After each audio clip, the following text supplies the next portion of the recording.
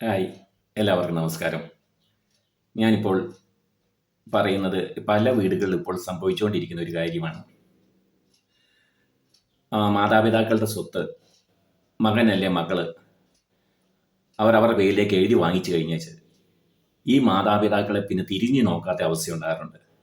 അവരുടെ കസ്റ്റഡിയിൽ ഈ സ്വത്തായി കഴിയുമ്പോൾ പിന്നെ ഈ മാതാപിതാക്കളെ ഏതൊരു മുറിയിൽ അവർ തളച്ചിടുകയാണ്. അവർക്ക് ആവശ്യത്തിന് ഭക്ഷണമോ മരുന്നോ പോലും കൊടുക്കാതെ ഇവർ പറയുന്നതും കേട്ട് അവർ കഴിച്ചു കൂട്ടിക്കോണം. അങ്ങനെ എത്രയെത്രയോ വീടുകളിലാണ് ഇപ്പോൾ സംഭവിച്ചുകൊണ്ടിരിക്കുന്നത്.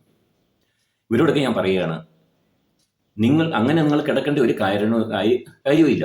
നിങ്ങളൊരു പരാതി കൊടുക്കുക. പരാതി കൊടുത്തു കഴിഞ്ഞാൽ കോടതി ഇടപെട്ട് ആ എഗ്രിമെൻ്റ് ക്യാൻസൽ ചെയ്യാനുള്ള സംവിധാനങ്ങളെല്ലാം ഇന്നുണ്ട്. ഒരു കാരണവശാലും നിങ്ങൾ പേടിക്കണ്ട. ഈ കഴിഞ്ഞിടയ്ക്ക് ഞാനൊരു വീഡിയോ ചെയ്യുന്നപ്പം ഒരമ്മച്ചി അതിന് അഭിപ്രായം പറഞ്ഞു. എൻ്റെ മകനും മരുമോളും എന്നെ വളരെയധികം ഉപദ്രവിക്കുകയാണ്. നേരാമണ്ണം ഭക്ഷണം പോലും കിട്ടുന്നില്ല. ഞാൻ പറയണം, എന്തിനാണ് നിങ്ങൾ സഹിക്കുന്നത്?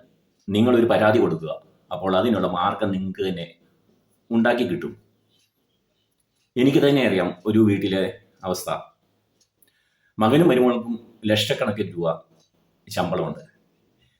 അപ്പനും അമ്മയ്ക്കും പെൻഷനുണ്ട്.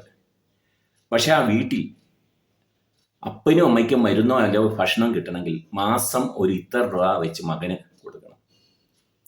എങ്കിൽ മാത്രമേ അവരെ നോക്കുകയുള്ളൂ. ഒന്ന് ആലോചിക്കുക എന്തൊക്കെയാണ് അവിടെ സംഭവിച്ചുകൊണ്ടിരിക്കുന്നത്.